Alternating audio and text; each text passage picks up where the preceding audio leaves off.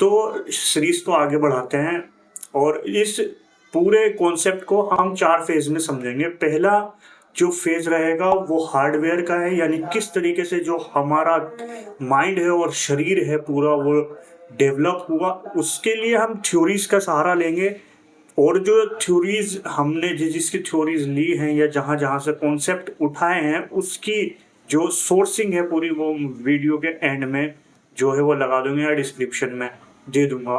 फिर दूसरा जो आएगा वो सॉफ्टवेयर है, यानी वो सॉफ्टवेयर जो हमें रन करता है, चाहे वो ऑटोमेटिक तरीके से करता हो या कुछ सॉफ्टवेयर ऐसे हैं या कुछ चीज़ें ऐसी हैं जो हमसे इजाज़त लेने के बाद कोई भी चीज़ एग्जीक्यूट करती है, और कुछ चीज़ें ऐसी हैं जो हमसे इजाज़त लिए बिना ऑटोमेटिकली रनिंग होती है। उन चीज़ों को समझेंगे। तीसरे में जो हाई लेवल की प्रोसेसिंग है, यानी जो एक्स्ट्रा ऑर्डिनरी प्रोसेसिंग है कॉन्शियसनेस और सबकॉन्शियस माइंड की, तो उसे समझेंगे। और चौथे फेज में जो है कस्टम ऑपरेटिंग सिस्टम, यानी हम अपने जो ऑपरेटिंग सिस्टम है यानी वो सॉफ्टवेयर उसे किस तरीके से रीप्रोग्राम कर सकते हैं उसको जानेंगे। तो चलिए स्टार्ट करते हैं। फिर पहला जो मैं कहना चाहूँगा, ये थ्योरी जो है वो थ्योरी कह लीजिए पूरी जो इवोल्व हुई ये 1927 में जॉर्ज लेमेत्रे नाम के एक इंसान है। 1927 में ये जो थ्योरी है बिग बैंग की, ये प्रोसेस, इसका बिग बैंग नाम भी बाद में ही पड़ा, ये दी थी। और इसमें ये था कि सारे जो ब्रह्मांड है उसका केंद्र बिंदु एक ही था, जिसे कॉस्मिक इग का नाम दिया। उसके बाद उसमें धमाका हुआ और ये जो जितने भी प्लैनेट्स हैं और ये सब चीज़ें हैं गैलेक्सीज ये फटती चली गई और ये इवोल्व हो रहा है और ये बढ़ रहा है, ये फैल रहा है रेगुलरली। तो इसमें ही जो हमारा प्लैनेट अर्थ है वो वजूद में आया और शुरू में यहाँ पर पानी था ये कहा जाता है। तो जब यहाँ पानी था वहीं पर एक सेल का निर्माण हुआ, एक पहली जीवंत सेल जो कई सारी चीज़ों के जुड़ने से फिर बनी, और वो एक तरीके से पहली जीवंत सेल थी जिसका काम सिर्फ इतने सिग्नल ट्रांसडक्शन तक का था। यानी आप इस चीज़ की गहराई को समझ सकते हैं कि यह सब कुछ था लेकिन इसे देखने वाला कोई नहीं था या इसे महसूस करने वाला कोई नहीं था।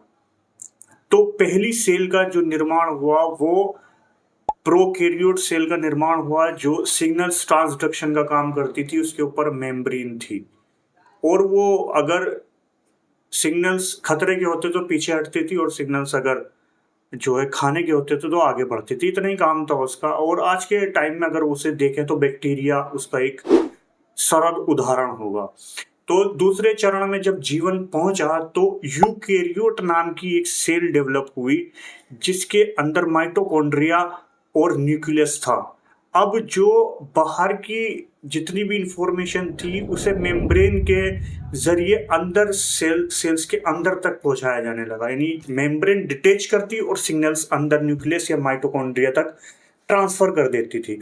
अब इसमें जो हमारे ब्रूस लिप्टन हैं वो कहते हैं कि जो सेल का दिमाग है ना वो मेम्ब्रेन है, यानी मेम्ब्रेन जो सिग्नल्स ट्रांसडक्शन का काम करती है।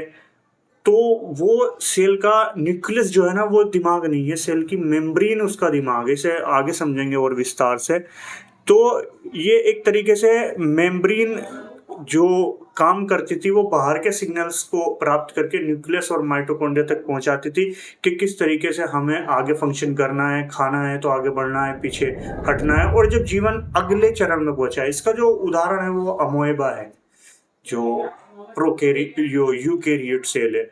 और जब जीवन अगले चरण में पहुंचा तो अब इन्होंने वहां के खतरों को, डेंजरस ये जो भी समझा, अब ये ग्रुप में रहने लगे।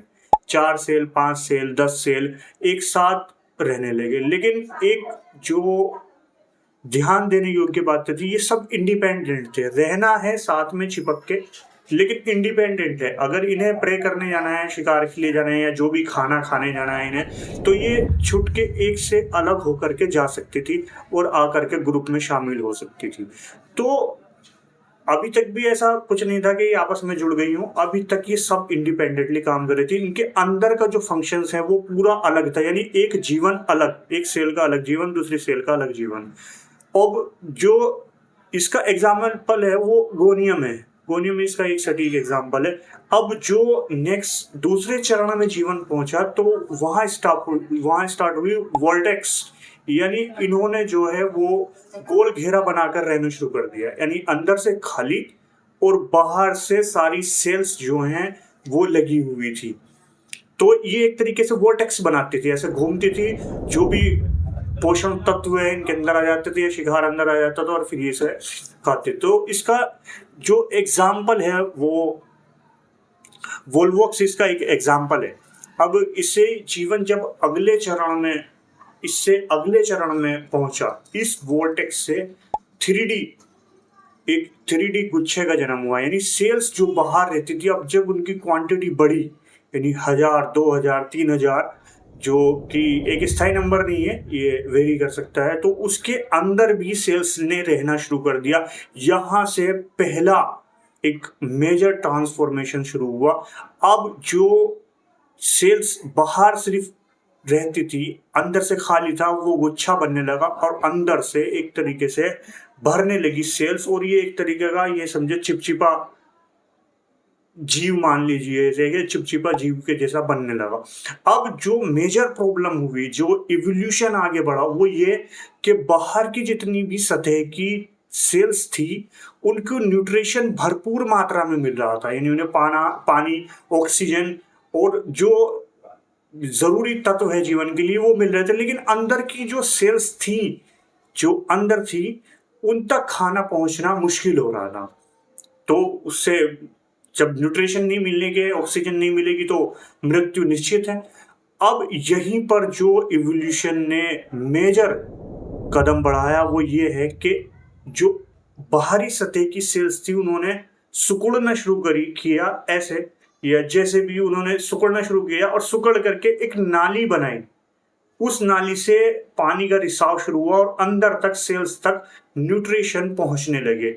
अब ये दर्रे जो है वो बनने लगे और जब भी जरूरत होती तो ये खुलते और अंदर तक पहुंच जाते। अंदर की सेल्स जो हैं वो सिग्नल्स देती की जरूरत है, वो इंडिपेंडेंटली जो है काम कर रही थी अभी तक। अब उनकी इंडिपेंडेंस खत्म होने का वक्त आने वाला था, क्योंकि जो अंदर रह रही है उन्हें अंदर के फंक्शन और जो बाहर रह रही है उन्हें बाहर के फंक्शंस, और जो अब इनका जो है वो लेबर डिस्ट्रीब्यूशन का वक्त भी जो कहते हैं वो आने लगा, यानी अब ये लेबर भी डिस्ट्रीब्यूट होनी शुरू हो जाएगी इनमें। तो वो जो नाली बनी शुरू में, वही आज का जो है हमारा फ्लड सिस्टम है ना, जो जिसमें ब्लड बहता है, ये उसका सबसे पुराना एक मान लीजिए स्वरूप है। यानी हमारा जो ब्लड सर्कुलेशन है, नसें हैं, जो जरूरी और पोषण तत्व अंदर की सेल्स तक पहुंचाते हैं, वैसे ही उस गुच्छे में अंदर तक वो फ्लड सिस्टम पहला बना। अब जो मतलब इसका एग्जांपल है वो मल्टीसेल्यूलर ऑर्गेनिज्म जो शुरुआती हैं वो है। अब फ्लड सिस्टम हमारा तैयार है, जो हमारे आज भी खाना अगर हम खाते हैं तो उसका जो ग्लूकोज और ये सब चीजें न्यूट्रिशंस पहुंचते हैं हर एक पार्ट्स को बॉडी के, वो सब जो है वो खून के जरिए पहुंचते हैं जो हमारी नसों से बहता है। अब इसका जो अगला स्वरूप आया, जो कि मैं इस वीडियो के लिए इम्पोर्टेंट समझता हूँ, वो आया नर्व नेट का। यानी अब नर्व नेट बिछनी शुरू हुई, यानी पानी तो पहुंच रहा है, लेकिन कब पहुंचना है, कितना पहुंचना है और क्या जरूरत है, कैसा मूवमेंट देना है, इसकी यानी पूरे एक जब जीवन बढ़ने लगा, सेल्स आपस में इकट्ठा होकर करके जुड़ने लगी और उसे चलाना मुश्किल होने लगा सिस्टम को, तो अब जरूरत पड़ी एक जो है ऑर्गेनाइज्ड तरीके से सिग्नल्स को ट्रांसफर करने की।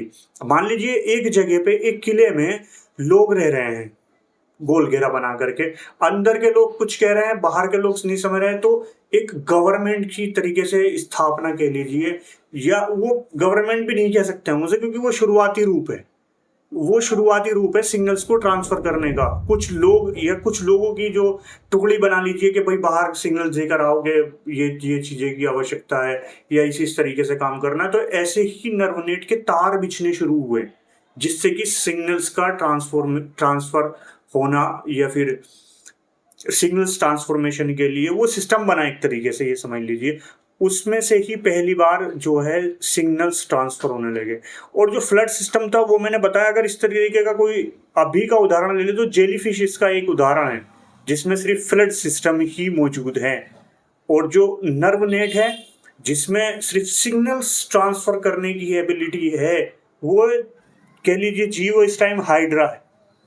तो वो सिर्फ उसमें जो है सिग्नल्स ट्रांसफॉर्मेशन के लिए कोई सेंट्रल प्रोसेसिंग सिस्टम नहीं है, कोई ब्रेन नहीं है, सिर्फ जो है तार बिछे हुए हैं। ऐसे ही जो हमारा जेलीफिश है उसमें सिर्फ फ्लड सिस्टम जो है वो है, बाकी उसमें इस तरीके की कोई चीज़ नहीं है। तो ये यहाँ तक की जर्नी जो है वो समझ में आ गई होगी मुझे लगता है। तो इसे रिकैप कर लेते हैं एक बार। पहले प्रोकैरियोट सेल बनी, फिर उसके बाद वो थोड़ी सी और एडवांस लेवल पे गई तो यूकैरियोट सेल बनी। उसके बाद एडवांस लेवल पे उन्होंने साथ में रहना शुरू कर दिया, ग्रुपिंग जिसे बोलते हैं। फिर उसके अगले लेवल पर जो है वोर्टेक्स बना, वो उससे अगले लेवल पर जो है फिर हमारा 3D गुच्छा बना। और उसके बाद जो है 3D गुच्छे में जो मुश्किलें आई उसकी वजह से फ्लड सिस्टम बना, जिसे ट्रांसपोर्टेशन समझ लीजिए कि वहाँ पर ज़रूरी तत्व ऑक्सीजन और न्यूट्रिशन पहुँचाने थे, उसके लिए नालियाँ बननी शुरू हो गई, जिसे फ्लड सिस्टम का जो प्रारंभिक रूप है वो कह लीजिए। फिर उसके बाद नर्व नेट बनी। वो नर्व नेट सिग्नल्स के लिए जो केमिकल सिग्नल्स होते हैं, इलेक्ट्रोकेमिकल सिग्नल्स, जिसकी वजह से पता चला कि कब कहाँ क्या करना है, वो एक्टिविटी स्टार्ट हो गई। तो जीवन आगे बढ़ रहा था। और इसमें एक सवाल, जो मुख्य सवाल मेरे अंदर भी उठता था, ये सारा काम कर कौन रहा है, ये हो कैसे रहा है। तो ये सब सेल्स ही कर रही थी, जो इवोल्यूशन के प्रोसेस को फॉलो कर रही थी। और जिस चीज़ की आवश्यकता पड़ती, ये एक दिन का प्रोसेस नहीं है, ये एक दिन में नहीं हुआ। कहानी सुनने में ऐसी लगती है कि बहुत जल्दी सब कुछ हो गया, ऐसा नहीं। इसमें करोड़ों साल लगे हैं, इसमें काफ़ी समय गुजरा है। जब जिस चीज़ की ज़रूरत पड़ती रही, वो सर्वाइवल मैकेनिज्म से जुड़ा। और सेल्स ने उस चीज़ को, जैसे हमारा इम्यून सिस्टम काम करता है, आप कभी अगर समय मिले तो इम्यून सिस्टम के बारे में आप पढ़ना, इंटरनेट पे सर्च करना कि इम्यून सिस्टम किस तरीके से काम करता है, हमारी बॉडी का ट्रांसफॉर्मेशन किस तरीके, वो ट्रांसपोर्टेशन किस तरीके से काम करता है। हमारे अंदर हज़ारों करोड़ों सेल्स काम कर रही हैं हमारे अंदर, जो है अंदरूनी। हमें हमारे शरीर के फंक्शन, यानी डेली टू डेली फंक्शंस करने के लिए वो काम कर रही हैं अंदरूनी सेल्स हमारे अंदर। और आप यहीं पे सोच लीजिए, आप खाना खाते हैं, आप उससे पचाते हैं, कि वो अपना काम वो एक तरीके से ऑटोमेटिक हो रहा है, वो आप उसमें कुछ नहीं कर रहे हैं। वो अंदरूनी जो अंदर की सेल्स है हमारी, वो काम पे लगी हुई है 24/7। वो काम कर रही है, हर वक्त काम कर रही हैं। तुम्हें जिंदा रखने के लिए अंदरूनी सेल्स हर वक्त काम कर रही हैं, भले से तुम उन्हें जानो या ना जानो। अब जो है वो, जब हमारा फ्लड सिस्टम बन चुका, तो अब इंडिपेंडेंस भी खत्म हो चुकी है। जो सेल्स अंदर थी वो अंदर रह गई, और जो बाहर थी वो बाहर रह गई। और एक जीव जो है वो विकास, यानी एक जीव का विकास हुआ। और इसमें सबसे बड़ी जो मैं महत्वपूर्ण घटना मानता हूँ, वो इसी के डिस्ट्रीब्यूशन ऑफ लेबर स्टार्ट होने लगा।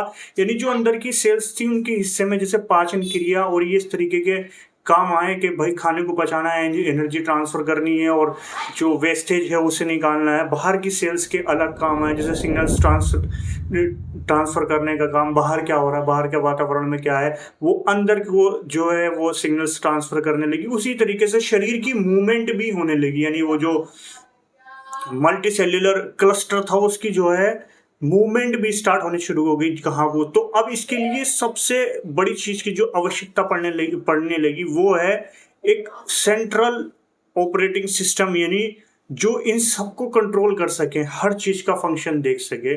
तो उसके लिए जो जमवाड़ा लगना शुरू हुआ, वो सर के पास लगना शुरू हुआ, उन न्यूरॉन्स का, उन सेल्स का, जो सिग्नल्स ट्रांसडक्शन का काम करती थी। क्योंकि पिछले जो नर्व नेट बिछी हुई थी उसमें कोई सेंट्रल प्रोसेसिंग सिस्टम नहीं था, या सेंट्रल कमांड नहीं थी, जिससे कि पूरे जिस्म को एक साथ फ्लो में बहाया जा सके, एक साथ फ्लो में रखा जा सके। इतनी बड़ी, अब क्योंकि सेल्स का वहाँ जमवाड़ा बड़ी तादाद में है, तो उसे पूरे को फंक्शन करने के लिए जो एक मिनी ब्रेन गैंग्लिया उसने जन्म लिया। और वो एक तरीके से अब पूरे जीव के रूप में काम करने लगे थे। अब उसके जो भी पार्ट्स बनेंगे आगे वो इसी तरीके से बनेंगे कि अब सेल्स ने एवोल्यूशन के प्रोसेस से आगे बढ़ने का मतलब और आगे कि क्या क्या चीज़ें होनी चाहिए फंक्शंस करने के लिए, क्या क्या चीज़ों की हमें आवश्यकता है, यानी एक तरीके से अडेप्टेशन या फिर कह लीजिए कि वो एवोल्यूशन में उन सब चीज़ों को जो इस धरती पर रहने के लिए या उस वक्त पर अपने आप को सरवाइव रखने के लिए ज़रूरी थी वो करने लगी। अभी इसमें बहुत गहरी बातें आगे आने वाली है, क्योंकि आप इस बात को समझते चलिए कि अब आगे जो मिनी ब्रेन हुआ इसका जो एग्जाम्पल वो प्लेनेरिया इसका एक एग्जाम्पल है, जिसके जो पहला ब्रेन पाया जाता है जिसके अंदर सेंट्रलाइज्ड, तो वो मिनी ब्रेन वो प्लेनेरिया है। अब जो आगे बढ़ा और जीवन उसमें जो ह्यूमन ब्रेन जिस तरीके का है, यानी जो अब एडवांस ब्रेन है हमारा, यानी एक सेंट्रल प्रोसेसिंग सिस्टम, उसके साथ पूरी बॉडी का कनेक्शन, वो स्पाइनल कॉर्ड, ये सब एवोल्यूशन प्रोसेस में जो है वो आया और एक central command system, central processing system ने जन्म लिया, जिसके स्पाइनल कॉर्ड बनी और एक तार वो बिछने लगा पूरे शरीर में, और सेरिब्रल कॉर्टेक्स ने जो है वो रूप लिया अपना, और एक तार बिछ गए पूरे शरीर में, जिससे कि दिमाग पूरे शरीर को कंट्रोल करता है। चाहे हमें हाथ हिलाने हो, हमें कोई भी एक्टिविटी करनी हो, तो एक सिग्नल जाता है और एकदम काम हो जाता है। यानी ये समझ लिए 300 किलोमीटर प्रति घंटे की रफ्तार से ये काम होता है, एकदम आंख मिचते के साथ ही काम हो जाता है, फाइनल हो गया। तो चलिए अब इसे आगे बढ़ाते हैं। तो जब ये पूरा प्रोसेस हो चुका तो अब हम समझेंगे जो हमारा अभी का करंट का ब्रेन है उसको वो किस तरीके से काम करता है, या इंफॉर्मेशन को प्रोसेस करता है और उस पर रिएक्शन देता है, या उसका एग्जीक्यूशन सिस्टम। तो जो हमारा दिमाग है वो सेंसरी इनपुट लेता है, यानी जो हमारे सेंसेस है, 5 सेंसेस, उससे इंफॉर्मेशन आती है और उस इंफॉर्मेशन को वो प्रोसेस करता है, और उस प्रोसेस करने के बाद उसे जो है एग्जीक्यूट करता है। तो इसे समझने के लिए हमें एक कॉन्सेप्ट को समझना पड़ेगा। जैसे अगर हम देखें, अगर हमारे ब्रेन को निकाल लिया जाए स्पाइनल कॉर्ड और उसका जो नर्व नेट है उसको हमारे शरीर से, और हमारा शरीर किस तरीके का रिएक्शन दे सकता है, तो कुछ नहीं कर सकता। हमारा शरीर एक तरीके से डेड बॉडी है, डेड बॉडी में भी नर्वस सिस्टम होता है, तो उससे भी मतलब उससे भी गैर गुजरा मान लीजिए। और अगर हम खाली ब्रेन को देखें तो वो भी कुछ नहीं कर सकता। तो दोनों एक जगह जब मिलते हैं तो वो एक डेडली कॉम्बिनेशन बनता है, यानी फिर हमारे अंदर वो कैपेबिलिटी आती है कि हम इस पूरे इवोल्यूशन सिस्टम में एक ऐसे जीव बन के उभरे हैं जो जिसके पास करने की क्षमता है और ढेर सारी इंफॉर्मेशन को प्रोसेस करने की भी बेशुमार क्षमता है। तो हम जो इनपुट हमें मिलते हैं, बाहरी इनपुट अपने सेंसरी सिस्टम से, चाहे वो आइज हो, हमारे कान हो, हमारे जो है मुंह हो, स्किन हो, उन सब से जो इनपुट मिलते हैं उसके ऊपर वो रिएक्शन देता है। तो जो हमारा ब्रेन है वो नर्वस सिस्टम के थ्रू हमारे स्पाइनल कॉर्ड से जो तार बिछे हुए हैं पूरे शरीर में फैले हुए हैं, तो हमें अगर हाथ हिलाना है तो उसका तरीका क्या है। सबसे पहले इंफॉर्मेशन जो है, बाहरी इंफॉर्मेशन इनपुट आता है। जैसे हमने किसी चीज को छुआ तो पहले सिग्नल जाएगा, उसके बाद एकदम वो इतने तेज सिस्टम, यानी 300 किलोमीटर प्रति घंटे की रफ्तार के जितना है, पहले इनपुट जाएगा, फिर इनपुट से रिएक्शन आएगा। और कई चीजों में ऐसा होता है कि वो जो इनपुट है वो इतनी तेजी से आता है और इतनी तेजी से वो उस पे एग्जीक्यूशन होता है कि कभी कभी उसे प्रोसेस करने का भी टाइम नहीं मिलता। जैसे गर्म चीज को हमने छू लिया, एकदम से हम उसे हटा लेंगे। तो इसमें जो सिस्टम है वो ये है कि इनपुट आया, उसके ऊपर एग्जीक्यूशन हो गया। अब इसमें अगर नेक्स्ट लेवल पर हम पहुंचे तो सोमेटिक सिस्टम है एक, जो कि हम कह सकते हैं कि जो हम अपनी कॉन्शियसनेस से करते हैं, यानी जिस पे हमारा कंट्रोल है। हम उसे, जैसे हमें हाथ चलाना है, पैर चलाने हैं, कहीं जाना है, वो हमारे कंट्रोल में है सोमेटिक। और एक होता है ऑटोनोमिक।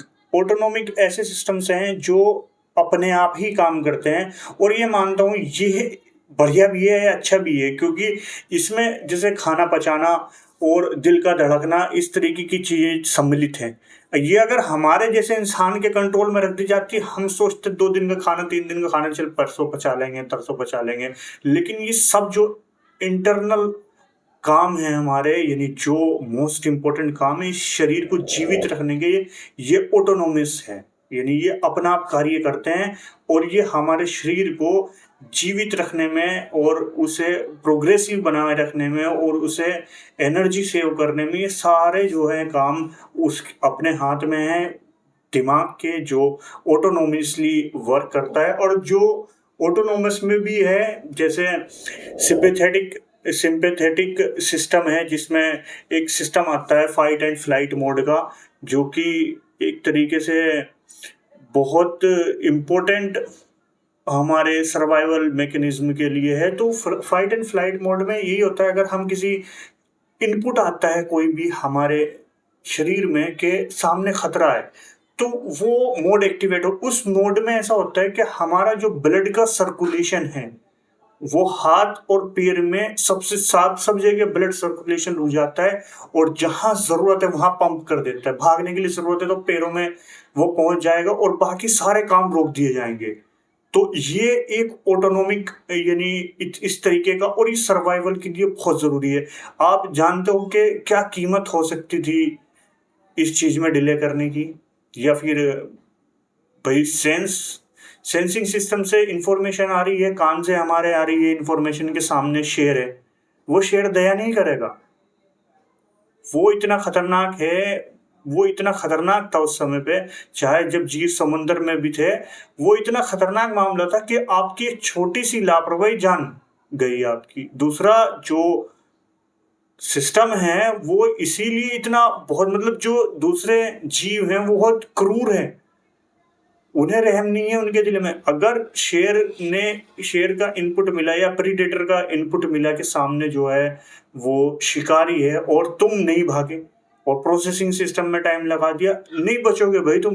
ये सर्वाइवल के लिए इतना बेहद जरूरी था कि ये चीज ऑटोमेटिक रह सके। और इसी में जो पैरा सिंपैथेटिक सिस्टम है, जैसे जब सारे खतरे टल गए तो अब डाइजेशन भी होगा, रिपेयर ऑफ सेल्स भी होगा, जहां जहां नुकसान हुआ है वो रिपेयरिंग करते हैं, ट्रांसपोर्टेशन सिस्टम चलता रहता है। तो मुझे लगता है ये कॉन्सेप्ट क्लियर हो चुका कि नर्व नेट के जरिए ये एग्जीक्यूशन सिस्टम होता है। इसमें जो है वो हमारा जो इलेक्ट्रोकेमिकल सिग्नल्स हैं वो सिग्नल्स ट्रेवल्स करते हैं, ट्रेवल करने के बाद उसे एग्जीक्यूट कर दिया जाता है। पहले इनपुट मिलता है, फिर उसे सेंसेस किया जाता है, उसे जो है फिर प्रोसेस किया जाता है इंफॉर्मेशन का, और फिर उसके बाद उसके ऊपर एग्जीक्यूशन लिया जाता है। अब जो हम आगे बात करेंगे, यानी अब ये वाला फेज कंप्लीट हो चुका है कि हम प्रथम सेल से और अब तक का पहला इसमें गौर देने वाला जो मामला है, मैं उसे कहूँगा जो कॉन्सेप्ट है वो फील्ड सिस्टम का कॉन्सेप्ट है। और दूसरा जो है वो नर्व नेट वाला है, जो नर्व नेट बिछी। और फिर तीसरा जो चरण था वो नर्व नेट के जरिए सेंट्रल प्रोसेसिंग यानी सेंट्रल कमांड सिस्टम बनाना, जो कि मिनी ब्रेन में तब्दील हुआ। वो मिनी ब्रेन जो है 5 सेंसेस से इंफॉर्मेशन लेता है, यानी बाहर के वातावरण की इंफॉर्मेशन लेता है, और उस बाहर के वातावरण के हिसाब से ही इंटरनली वो हमें ऑर्गेनाइज करता है कि उसे क्या रिएक्शन देना है उस सिचुएशन को। तो इसे ही आगे चल के जब हम इसे कंक्लूड करेंगे सॉफ्टवेयर और वो उन सब चीज़ों से, तो तुम जान पाओगे कि तुम किस तरीके के चीज़ों के एक्शन में उसे रिएक्शन में बदल रहे हो, और क्या क्या चीज़ें हमारे अंदर ऑटोमेटिक है। ऐसा नहीं कि खाली यही चीज़ें ऑटोमेटिक है, और भी बहुत सारी चीज़ें ऑटोमेटिक है जो नहीं भी होनी चाहिए वो ऑटोमेटिक है। तो उस चीज़ को समझेंगे, और मुझे लगता है मैं यहीं से कंक्लूड कर दूं क्योंकि सारी बात हो चुकी है।